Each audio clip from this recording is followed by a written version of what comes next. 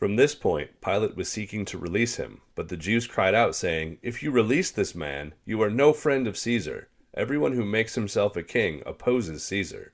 Therefore Pilate, having heard these words, brought Jesus outside, and sat down on the judgment seat at a place called the Pavement, but in Hebrew, Gabbatha. Now it was the day of preparation for the Passover. It was about the 6th hour.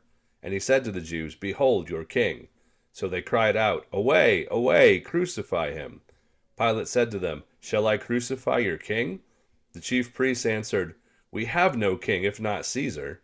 So he then handed him over to them, so that he might be crucified. Therefore they took Jesus. And carrying the cross for himself, he went out to the place called the Place of the Skull, which is called in Hebrew Golgotha, where they crucified him, and with him 2 others, one on either side, and Jesus in the middle.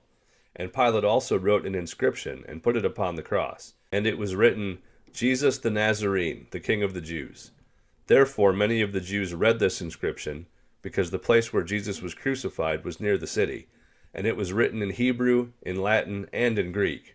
So the chief priests of the Jews were saying to Pilate, "Do not write the King of the Jews, but that he said, 'I am the King of the Jews.'" Pilate answered, "What I have written, I have written."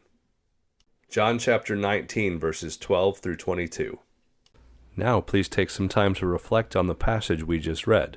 And while you're doing so, consider these questions. What is the writer saying, and how can I apply it to my life? Or, what can I learn about God from it? And if you're feeling up to it, please share with us in the comments. Thank you for joining us for today's quiet time.